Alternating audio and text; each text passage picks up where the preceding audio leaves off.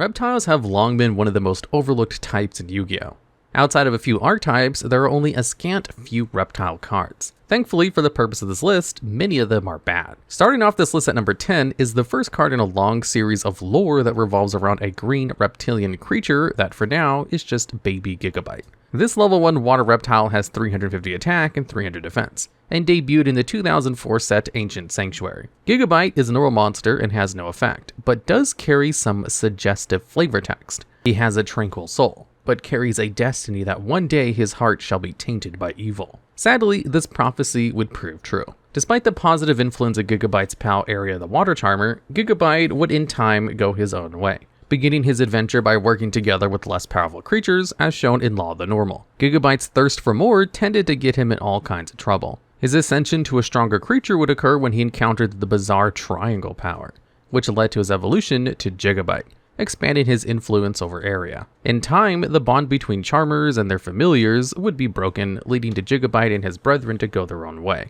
Still somewhat young and undefined, Gagagigo ventured across the world, having a little fun here and there, like when he went ice skating, but also running into trouble, like when he and Marauding Captain teamed up against Blazing Inpachi and Invader of Darkness. It's unclear how their alliance was formed, but Blazing Inpachi was a random force of destruction at the time, so it's totally possible that things were a little icy between Gagagigo and the Captain before the tension was melted and replaced by a violent forest fire. This would prove to be a rough fight, and both Marauding Captain and Gagagigo taking big hits to save their partner, as seen in My Body as a Shield and Spirit Barrier. The exact outcome of this exchange is a bit unclear, but the Marauding Captain and Gagagigo would go their separate ways, and eventually Gagagigo wound up in a subspace battle against Freed the Brave Wanderer. Perhaps this fight occurred because of Free's instinctive hostility towards the lizard monsters with high attack, or maybe the wounds inflicted on Gagagigo by Invader of Darkness harmed more than just his body. Regardless of how it began, this fight would eventually end in a draw when the Deity borderline prevented both parties from engaging further. In time, Gagagigo would find his way back to his friend the Marauding Captain and his enemy, now promoted to Freed the Matchless General. Unsure of his place in the world and maybe a little scared of the strength of Freed and the judgment of Marauding Captain, Gagagigo hid in the nearby forest, sadly watching the army break camp and feast on a meal prepared by Marmeeting Captain. In low spirits, Gagagigo would hit rock bottom, as shown in the continuous spell Stumbling, but this would not prove to be the end, as he would wager his soul in a bargain to gain greater strength at the altar for tribute. Here, the Dark World mad scientist Kozaki would discover him and bring him back to the level conversion lab, where after much heinous experimentation, Gagagigo would become the cyborg creature Gagagigo. Although Gagagigo's goal was to fight tremendous evil, Kozaki did not have such good intentions, and the resulting robotically enhanced Gagagigo lost both his heart and his redemption, according to the flavor text. After taking the compulsory evacuation device to escape the Dark World and Kozaki's clutches, Gagagigo was able to re-enter the world by traversing the Monster Gate. Here he would eventually encounter Freed the Matchless General and the two would fight, with Freed's draining shield blocking much of Gagagigo's empowered blows. Eventually, Gagagigo's rampage would blow back on himself, depicted in Death's Counterblow. This shock of energy would prove destabilizing and result in his dark powers accelerating and mutating his body into the behemoth Gagagigo. Bearing the ominous flavor text, his soul long since collapsed, his body recklessly continues onward, driven by a lust for more power. He no longer resembles his former self. But ultimately, the shattered pieces of Gagagigo's soul would prove stronger than the mutant powers of the Gogiga form. In Memory of an Adversary, we can see Marauding Captain repeating the gesture he used to save Gagagigo so long ago on My Body as a Shield. But this time, the Captain was protecting Freed from the threat of Gagagigo. And this is the point of the highest tension in the saga of Gigobyte. Will he vanquish both his former enemy and ally? Not to be a tease, but that's a question you're going to have to wait for a little bit later on in this video to find out the answer of, because we're not done with Gigobyte. But we are done with him for now. There are plenty of other normal reptiles with bad stats, and this spot could have easily gone to Serpent Marauder or Drooling Lizard, especially since level 1s do enjoy some specific support like Where Art Thou and 1-for-1. But Gigobyte's stats are worse, and more importantly, his lore is cooler. Still, because it's more fun to talk about reptiles with bad effects than a whole list of low-level normal monsters, we're giving Gigobyte both the number 10 spot and the honor of being only one of 2 normal monsters to make this list. Trying a higher number on for size, the number 9 pick for this list is Worm Zero. It's a level 10 light reptile fusion with no defense and question mark attack that originally came out in 2010 with Dual Terminal 3, with wider release in Hidden Arsenal 3. Worm Zero is the final boss of the Worm archetype, which is a huge lineup of light reptiles that came down on a meteor from space to invade the Dual Terminal world. Actually, Worm Zero might be a larger version of W Nebula Meteorite. They both take the shape of a giant skull, and they both carry the essence of all the worm monsters, which are numerous. Actually, there are 25 main deck worm monsters that all build up to their fused form of Worm Zero. The fact that they build up is also demonstrated by their names. There's one worm monster for each letter of the alphabet. A is for Worm Apocalypse, B is for Worm Barse, C is for Worm Cartoros, and you get the picture. You could make the weirdest Yu-Gi-Oh! Alphabet kids book out of these cards. Anyways, Z is both the final letter and the big boss monster, Worm Zero. This creature appears to be a melange of all of the worms, which is fitting since it requires 2 or more reptile worm monsters as the fusion materials, and scales in strength based on how many different worms went into making it. The spell Worm Call shows an early stage of the formation above a city that seems to be one from the future fusion, which might be a hint that you could use the spell to get a free mill of a ton of worms. The card art for Worm Zero is a little confusing lore-wise, since the future fusion city definitely does not exist in Dual Terminal world, where the main story of the Worms invasion plan plays out. Maybe this is an earlier incarnation of Worm Zero, and the card shows the fate the Dual Terminal world must unite to avoid. The many tribes of the Dual Terminal world often clashed, but faced with this alien threat from strange stars, would come together to repel the invaders. Together, they would form a league called the Allies of Justice, pooling their technology to create anti-light machines to counter the worms. This world alliance, led by a council of Flameville Uraquizis, Commander Gotham Swordmaster, Mist Valley Executor, and General Gunard of the Ice Barrier, waged long battles against the worms. In time, the X-Sabers would be diminished and would retreat to train a new generation of warriors, the XX Sabers, still led by XX Saber Gothams. Desperate, the tribe of the Ice Barrier would make the difficult decision to free 2 of their powerful dragons kept in check by tons and tons of freezing ice. Brionica, Dragon of the Ice Barrier, and Gungir, Dragon of the Ice Barrier, were released upon the worms and the world. In time, the Allies of Justice' thirst for technology would lead them to discover the Gen X, a line of mysterious machines that mostly sat and observed, passively improving the world around them with their powers. Uncomfortable with the way the Allies of Justice disassembled the Gen X to build better war machines, the Mist Valley tribe would withdraw from the Alliance. In time, this would prove to be the machinations of a new threat, the Fabled, but the damage was done and the Allies of Justice both lost their way and were weakened. Fighting on their own, things were looking pretty bad for the Mist Valley tribe, as their most powerful creature, the Mistworm, was defeated. But then a line of dragon-riding knights rode in to save them. In time, the Allies of Justice had pivoted their approach from full combat to capturing worms for study and predicting where they might appear. This strategy would pay off, as when the massive Worm Zero began to manifest, they would be able to counter their ace in the hole with the Ally of Justice decisive armor. The borders between worlds rippled with the corrosive essence of the final worm. But in the end, the threat was neutralized, and the world was saved. For the moment. The Dual Terminal world was a pretty bad, constantly being in peril problem, and even Worm Zero would return in a grotesquely diminished form after being infected with the L Swarm virus, Evil Swarm Azathoth. But that's enough lore. Why is this card bad in a competitive sense? Well, for starters, it's costly. Sure, you can sell with just 2 materials, but then it's just got 1000 attack and almost no effect.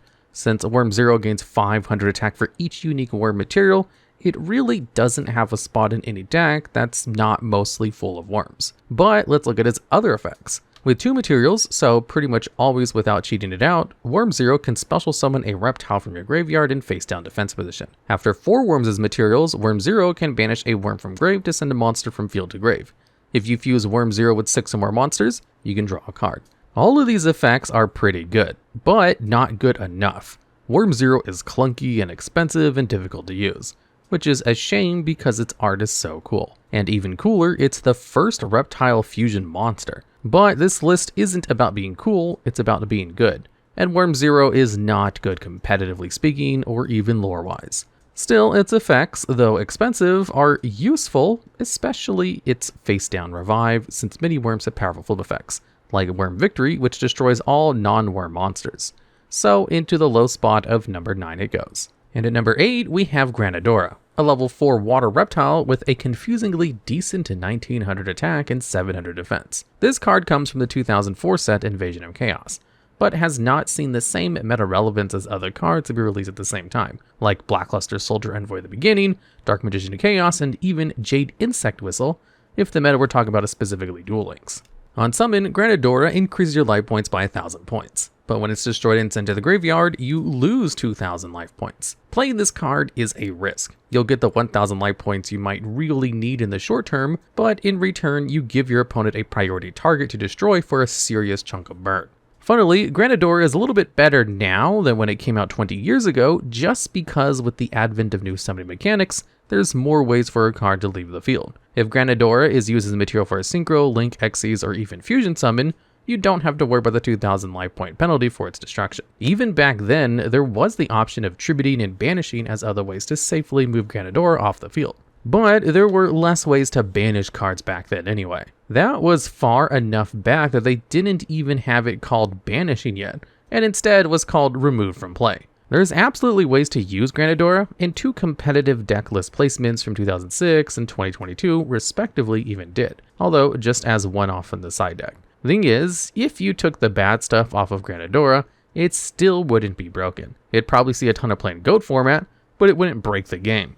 And that's part of why it's taking a lower spot on this list. Another reason is that 1900 attack is still pretty decent for a level 4. What's not decent is that 2000, and if you're playing Granadora, you're going to have to also plan and play around its weakness, which are unfortunately pretty high. 2000 life points can absolutely swing a duel, and no one wants to say they lost to Granadora self-burn. But a guy who loves burn of all kinds, Yami Merrick from the Duel Monsters anime, did use Granadora in episode 140 during his duel with Yugi. Notably, while the design of Granadora did not change, the anime gave it both a new name and new effect.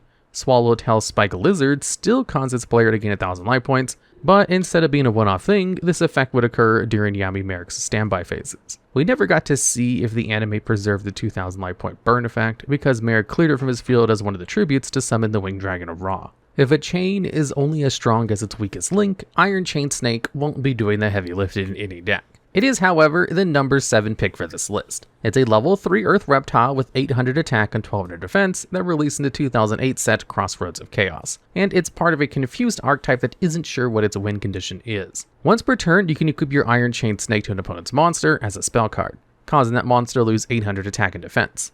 But the cooler part of Iron Chain Snake's effect is that when the equipped monster is destroyed by battle, your opponent will have to mill cards off the top of their deck equal to the level of the destroyed monster. If you can equip this sneaky snake to a Blue Eyes Ultimate Dragon and find a way to attack over the 3700 attack threshold, you're going to be flipping 12 cards off the top of your opponent's deck into the graveyard. Of course, destroying things by battle is maybe the least reliable way to ensure something leaves the field, even when you have the power to attack into that monster. There's just so many ways your opponent can defend and safely remove a monster afflicted with your Iron Chain Snake that trying to win through its mill effect is not going to get you anywhere. There's actually an Iron Chain Dragon as well that's probably meant to be summoned by tuning your Iron Chain Snake with Iron Chain Coil. And yeah, the dragon can help your mill plans by churning the top 3 cards of your opponent's deck when it inflicts battle damage, but that's just not enough. At least Iron Chain Dragon is a decent level 6 with 2500 attack to start, and an effect to let it gain more by banishing Iron Chain monsters from your graveyard. Here's the thing though. While Iron Chain Snake and Iron Chain Dragon together attempt to go for a battle phase dependent mill victory, the other archetype cards are mostly about inflicting small amounts of burn damage, which is just frustratingly out of sync for an archetype with a synchro boss monster. Iron Chain Blaster can send an Iron Chain monster you control to the grave to burn for 800, and Iron Chain Repairman inflicts a paltry 300 damage when it destroys a monster by battle. If Iron Chain Repairman couldn't also revive an Iron Chain from the grave at the cost of losing its attack, it'd be even more useless. But speaking of useless, Iron Chain Snake. It's a card that needs you to destroy monsters by battle to make its effect useful, and at the same time, it removes bodies from your field to activate its effects. These chains aren't working together. They're just pulling themselves apart. Even Iron Chain Repairman can't attack for the Iron Chain Mill after reviving it from the graveyard.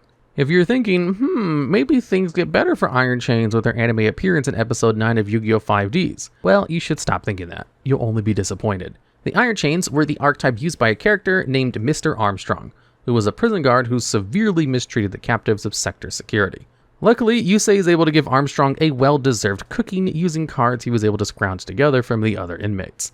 The hopes of the world coalesce into a singular star, and thankfully Yusei was able to ruin the Iron Chain Snake's duelist day. Bearing venomous fangs to strike this list at spot number 6 is Cobraman Sakuzy, a level 3 Earth Reptile with 800 attack and 1400 defense. Like a bunch of cards with an ancient Egyptian aesthetic, Cobraman Sakuzy was released in Pharaonic Guardian about halfway through 2003. Flip effect monsters are not the fastest and not the strongest archetype. The element of surprise isn't as valuable as being able to just do what your effect says, as it turns out. Still, there are a few cards where maybe Konami was worried they'd be too good as flip effect monsters. So instead of categorizing them as a flip effect monster, these effects would only go off when the monster is flipped face up as an action.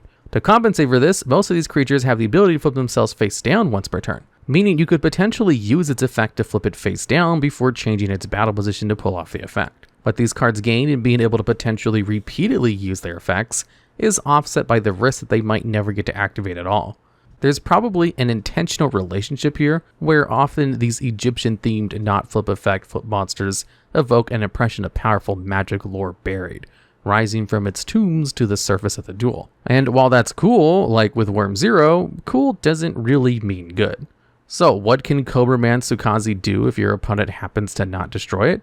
Well, when Cobraman Sakuzy is flip summoned, you can look at all of your opponent's set spells and traps. This is useful knowledge for sure, but one important thing that makes Cobraman Sakuzy bad is that this effect generates no advantage. There's no value in repeatedly activating it in the same turn. By referencing the ancient textbooks of Book of Moon and Book of Taiyu, you can potentially flip and unflip monsters to keep their effects coming. Swarm of Locusts destroys spells and traps, Swarm of Scarabs pops a monster, Swarm of Crows discards a card from your opponent's hand, and Guardian Sphinx bounces all of your opponent's monsters. Cobraman Sakuzy just flops. Honestly, its biggest claim to fame is that the card art of Rite of Spirit makes it look way stronger than it actually is, since 3 Gravekeepers seem to hold for it a place of reverence. Remember Gigobyte from the beginning of this list? His tale continues now at spot number 5 with Gagagigo the Risen, a rank 4 Xyz monster with 2950 attack and 2800 defense, which released in the 2012 set Abyss Rising. When last we left the hulking and soulless abomination, Gagagigo, it was poised to slay free to the matchless general, who hunched wounded on the bare earth.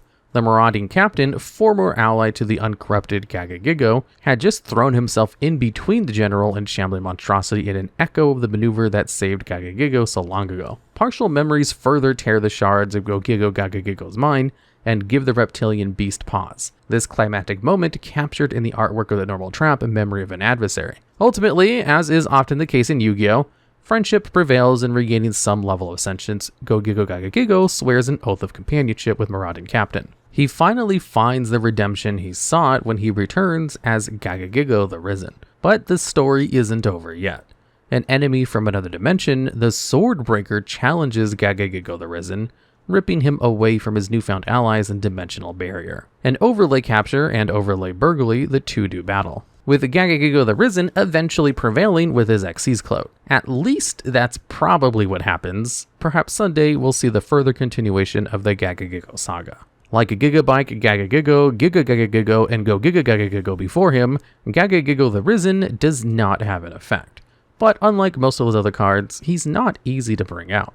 Gigobyte's not going to be making big swings at your opponent's life points anytime soon, but at least you can quickly summon or set him. Gagagigo the Risen requires an overlay of 3 level 4 monsters, which is a very steep cost. Typically, monsters that use 3 or more overlay materials have powerful and versatile effects, like Evil Swarm Ouroboros or Stellar Knight Deltaros.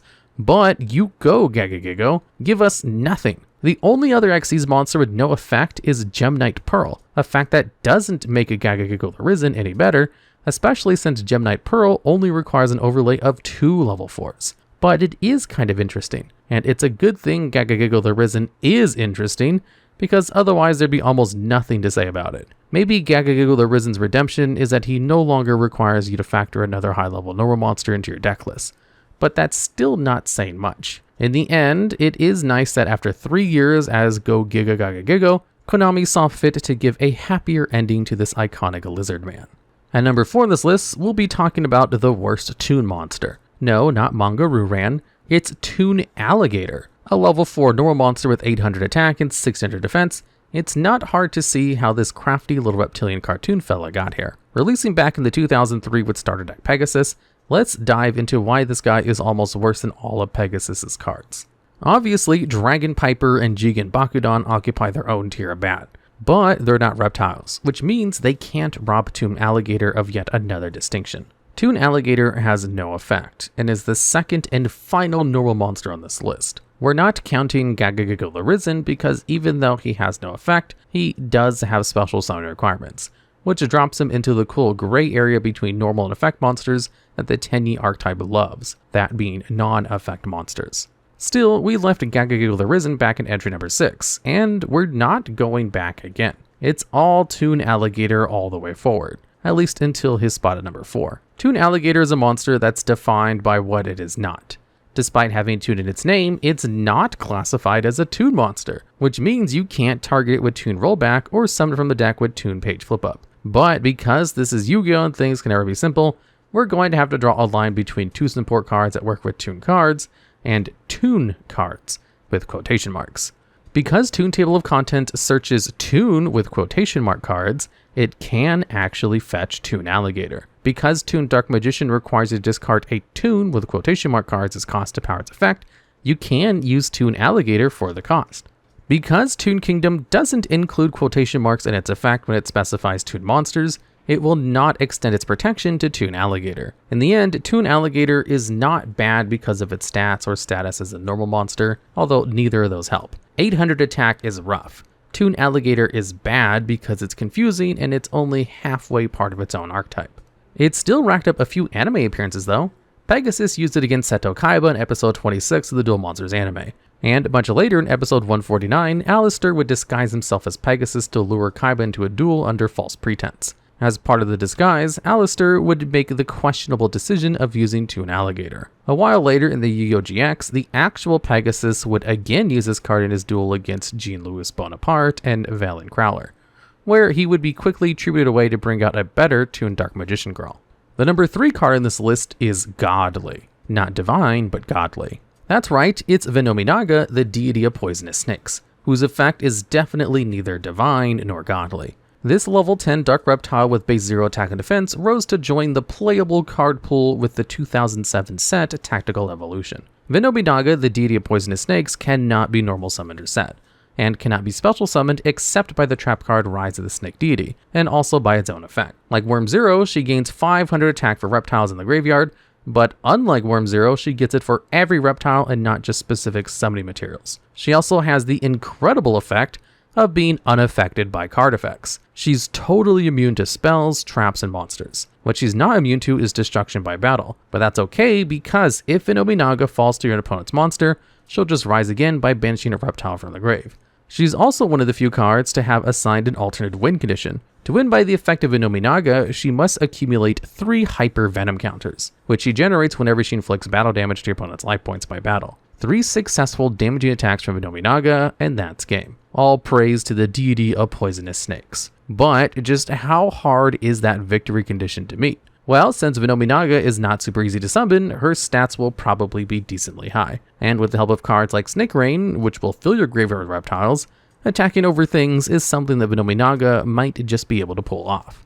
Where things get difficult is with her effect immunity. You can't buff your own Vennominaga because your own cards won't work for her. Your opponent might not be able to disrupt her with cards like Dimensional Barrier and Curse of Anubis, but they can buff their own cards or protect themselves from taking damage with cards like Wabaku or Rainbow Life. Worse, if you're able to destroy Vennominaga by battle, the Hyper Venom counters you've accumulated will go to the grave with her. She'll come back, but her counters won't. You'll have to start attacking again from scratch. Add to the other weakness, if your opponent has any graveyard disruption, Vennominaga's attack will suffer for it and then gain 500 lower attack every time she revives. Also, if your opponent has a grave disruption in the form of DD Crow or any bestial monster, they can just banish Vennominaga from the grave, and then she's gone for good. So, after having extolled extensively on the difficulty of getting a Vennominaga win, how hard is she to even summon? Well, not easy. The trap card Rise of the Snake Deity can only be activated when Vennominon, the king of poisonous snakes, is destroyed in any way except battle. And Vennominon is a level 8 that can't be special summoned by other monsters' effects. which means you'll either be tributing him or milling him or using some kind of revival. They do have one piece of support in Venom Shot, a normal spell that can be activated when you control either Vennominaga or Vennominaga. Venom Shot lets you send a reptile from your deck to the graveyard to place 2 venom counters on an opponent's monster. This synergizes with the field spell Venom Swamp, which causes all monsters to lose 500 attack for every venom counter they hold. If this causes their attack to hit 0, they succumb to the venom and are destroyed. Vennominaga is unaffected by Venom Swamp specifically, and Vennominaga is unaffected by everything. So the idea is that Venom Swamp will make it easier for Vennominaga to swing and beat over enemy monsters. Okay, by now we've talked a lot about Vennominaga, and we haven't even gone over one of her biggest weaknesses. She might be immune to effects, but she's not immune to being tributed as cost. In a battle of reptiles, Vennominaga, the deity of poison snakes, loses every time to Gameciel, the sea turtle kaiju. Well, that card's technically an aqua monster, but turtles are reptiles, so whatever. In episode 119 of the Yu-Gi-Oh! GX anime, this card was revealed to be the boss monster Professor Lelonious Viper's Venom deck when he used it against Jaden Yuki. But when things looked most dire, Jaden got his game on and summoned Elemental Hero Magma Neos, which was able to defeat Vennominaga in battle and drop Professor Viper's life points to 0. For number 2, we'll be picking Worm Monster number 21, Worm Ugly. This level 1 light reptile has 100 attack and defense and is so bad that the low stat line is pretty much its best quality. Like Worm Zero, it's released as part of Duel Terminal 3 and later hit in Arsenal 3 in 2010. So within the lineup of the 25 main deck Worm monsters, there's a decent mix of low and high levels. The intended use of Worm Ugly is to be used as a tribute fodder for a high level worm like Worm Queen, which will then resolve Worm Ugly's graveyard effect. When it's tributed for a light reptile worm, Worm Ugly special summons itself back to the field, which is pretty good, right? That's a free body. And yeah, it is for your opponent. Worm Ugly summons itself to your opponent's side of the field. The intention for this is probably to sacrifice Worm Ugly for Worm Prince, which can then search a reptile worm monster from your deck when it destroys a card in battle. Using Worm Ugly here at least guarantees you'll have a beatable attack target and lets you get 2100 damage to boot. You could also tribute Worm Ugly for Worm Warlord, who can attack a second time after destroying a monster by battle, to make sure you pull off the effect for some extra damage. If your opponent is only playing cards in defense mode, you could maybe use Worm Ugly to get around that for exactly 1 attack. But if stalling is part of your opponent's strategy, they'll almost definitely have other cards to stave you off in the battle phase. And then that Worm Ugly is a free monster used as a tribute or link fodder. The biggest advantage you'll probably get from using Worm Ugly is the psychological edge you might enjoy by forcing your opponent to host such an ugly card on their field. In summary, monsters on your field, generally good. Monsters on your opponent's field, generally bad. Worm Ugly, very bad. If 2 heads are better than 1, Hydra Viper's 3 must mean it's even better than that. No, very no. Before we dive into why this card was chosen for number 1, let's establish what a Hydra Viper is. A level 4 water reptile with 1800 attack and 400 defense that released with the Crimson Crisis set in 2009. It has never been reprinted, but that's okay because no one has ever asked for that. Before Hydra Viper attacks, you'll have to tribute an aqua monster. It can attack 3 times during the battle phase, which is nice, or would be if anyone ever chose to do it. 3 aqua tributes are tough to provide, especially since Hydra Viper isn't even an aqua monster itself. That's okay because it means it gets a spot on this list. There's a general principle in Yu-Gi-Oh! That cards with strong effects have some sort of cost to keep the game allegedly fair and balanced. Hydra Viper falls way off by having almost no benefits for insane costs. Yeah, the triple attack is cool and all, but 1800 is not a great threshold. Even if you're able to hit your opponent with 3 direct attacks, they might survive the 5400 damage and come back next turn and ruin you easily, since you had to tribute a bunch of cards to pull those attacks off. It's just really bad. It does have one tied to frequent list appearer, Gagagigo though, as it was used in Gagagigo's deck in the video game Yu-Gi-Oh! 5D's World Championship 2009 Stardust Accelerator. Trying to use Hydra Viper is just punishing. There's not a difficult but interesting win condition here. There's just one monster who's easy to summon but hard to use, and doesn't bring anything to the table except the headache of trying to make it do anything. For that reason, Hydra Viper sinks its fangs into number 1. And for this monster, well, that's no cheap task. Alright, and that's the list. But if I missed your favorite, or if you have any more ideas for future videos just like this one, I'd love to write them down in the comments.